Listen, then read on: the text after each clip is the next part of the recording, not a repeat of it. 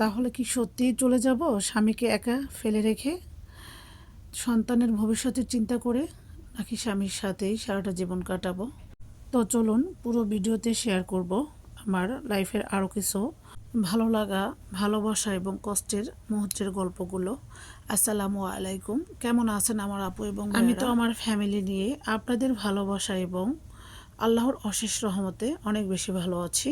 তো আমি গত 2 দিন আগের ভিডিওতে আমার লাইফের কিছু অংশ আপনাদের কাছে শেয়ার করেছি। তো আজকে আমি বাকি অংশ বলার চেষ্টা করব। আশা করি আমার পুরো ভিডিওটি আপনারা না টেনে দেখবেন, এবং যারা আমার চ্যানেলে একদমই নতুন তারা অবশ্যই একটি লাইক দিয়ে ভিডিওটি দেখে নেবেন। এবং আমার ভিডিওর মাঝে কোনো অংশ যদি আপনাদের কাছে খুব বেশি ভালো লেগে থাকে তাহলে অবশ্যই চ্যানেলটি সাবস্ক্রাইব করে পাশেই থাকবেন আশা করছি। তো যাই হোক, যেটা বলতেছিলাম, স্বামীকে একা ফেলে রেখে শান্তির রাষ্ট্র সৌদি আরব ফেলে কেন চলে যাব? তো বলতেই যেন আমার অনেক বেশি কষ্ট হচ্ছে। তো আমার বড় ছেলেও যখনই এটা শুনে তার কাছে অনেক বেশি খারাপ লাগছে। তো কিছুই করার নাই, বাচ্চাদের ভবিষ্যতের জন্যই এই প্রিয় সৌদি আরবের শান্তির রাষ্ট্র আমাকে ছাড়তে হচ্ছে। তাছাড়া একদমই যাওয়ার ইচ্ছা ছিল না। নবীর রাষ্ট্র, শান্তির রাষ্ট্র, যতবারই ভাবি এখানে মক্কা মদিনা যখন ইচ্ছা তখনই যেতে পারি, এটা যতবারই ভাবি ততবারই আমি কেমন যেন হয়ে যায়, যেটা আমি কাউকে বলে ভাষায় বোঝাতে পারবো না। আমি এতটাই আনন্দ ফিল করি, এতটাই আমার কাছে ভালো লাগে যে আমি পবিত্র একটি রাষ্ট্রে বাস করছি। কোথায় ইউরোপ, কোথায় আমেরিকা, আমার কাছে সব কিছু তুচ্ছ। আমার কাছে মনে হচ্ছে সৌদি আরবের মতো এত শান্তির রাষ্ট্র, এত ভালো রাষ্ট্র আর কোথায়ও নাই। তো বলতে পারেন অনেকেই যে এখানে খারাপও আছে। হ্যাঁ, ভালো মন্দ দুটো মিলাই। তো আমার কাছে খুবই ভালো লাগছে এই সৌদি আরবের শান্তির পরিবেশ, সব কিছু মিলিয়ে অসাধারণ। তো সেই পবিত্র রাষ্ট্র, সেই শান্তির জায়গা ছেড়ে কেন চলে যেতে হচ্ছে বলেন? একদমই তো যেতে ইচ্ছে করে না। যখনই মনে পড়ছে তখনই আমার খুবই খারাপ লাগছে। তো খারাপ লাগার মাঝেও আমাকে যেতেই হবে শেষ পর্যন্ত, বাচ্চার সুখের দিকে তাকিয়ে।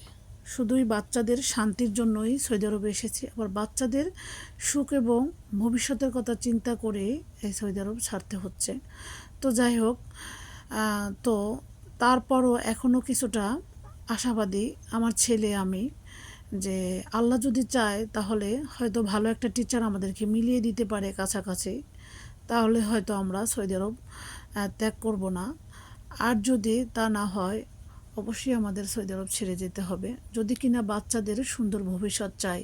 মানে যেটা আমি বলি, যে আগের ভিডিওতে বলেছি যে আমার বাসা থেকে স্কুল অনেক দূরে, আমার হাজব্যান্ড চাকরি করে, যার জন্য একদমই তাকে 2-3 বার করে ছাড়দের বাসায় নিয়ে যাওয়া পড়ানো সম্ভব হচ্ছে না, এবং এতটা দূরে যেখানে টিচাররাও বাসায় এসে পড়াবে না। সব কিছু মিলিয়ে এই দ্বিধাদ্বন্দ্বের কারণেই আমার সৌদি আরব ছাড়তে হচ্ছে। প্লিজ আপু ভাইয়েরা লাইক কমেন্ট করে আমাকে উৎসাহিত করবেন। আপনাদের একটি লাইক এবং কমেন্ট আমাকে পরবর্তী কন্টেন্ট ক্রিয়েট করার জন্য উৎসাহিত করে। বাংলাদেশ প্রিয় জন্মভূমি, মাতৃভূমি। তো সেখানে যাব, বাবা মা যেহেতু আছে, তাদের মায়া তো কখনোই ছাড়া যাবে না, তাদের জন্য যেতে হবে। তো যাব, আবার আসব। তো সেটাই সিদ্ধান্ত আমাদের ছিল। তো আল্লাহ যদি না চায় আসলেই কোনো কিছু করা যায় না, সব কিছু উপরে আল্লাহর উপরে ভরসা করতে হয়। তো আমি সবসময় সুখে দুঃখে সব কিছুতে আল্লাহকে ডাকি, আল্লাহর উপরে ভরসা রাখি। তো এখনও আমার আল্লাহর উপরেই ভরসা। আল্লাহ যদি চায় তাহলে আমি থাকবো, আল্লাহ না চাইলে অবশ্যই আমার সৌদি আরব ত্যাগ করতেই হবে। তো আল্লাহ যদি আবারও চায়, ছেলে যখন এসএসসি পাশ করবে তখন আবারও চলে আসব। এই ইচ্ছাটা নিয়েই আমি সৌদি আরব ছাড়ার চেষ্টা করতেছি, বা আমার হাজব্যান্ডেরও এটাই চিন্তা যে আমরা যে আবার আসব, যে সেটা অনেক লং টাইম, 2 বছর থাকতে হবে। ছেলে যেহেতু 8-এ পড়ে, তো সে বাকিটা সময় একা একা বাচ্চারা কাটাবে, আমি কাটাবো, এটা ভাবতে গেলে আমার কাছে অনেক বেশি খারাপ লাগে। তো এখানে আমার এতটাই শান্তি, এতটাই সুখ ছিল যে বাসা দিয়ে একদমই বের হওয়া লাগে না, শুধু ঘুরতে ফিরতে মার্কেটে ছাড়া।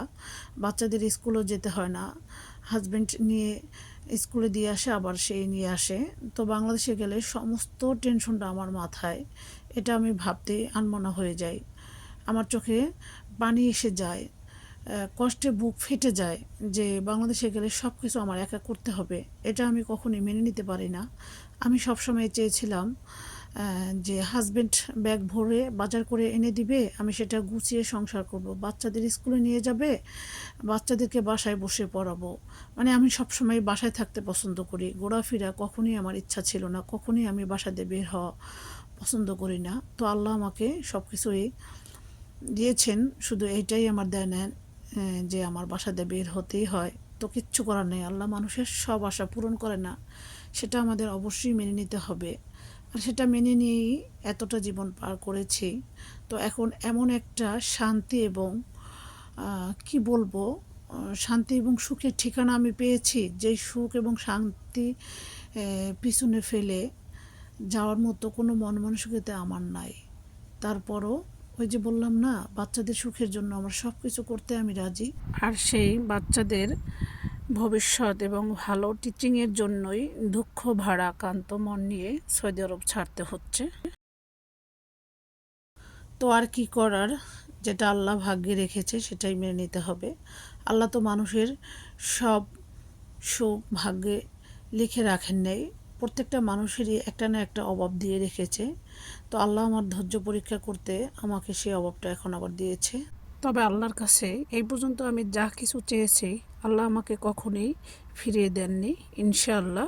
আল্লাহ পাক হয়তো সামনে আমার জন্য ভালো কিছু রেখেছে। তো আজকের মতো বিদায় নিচ্ছি, আল্লাহ হাফেজ।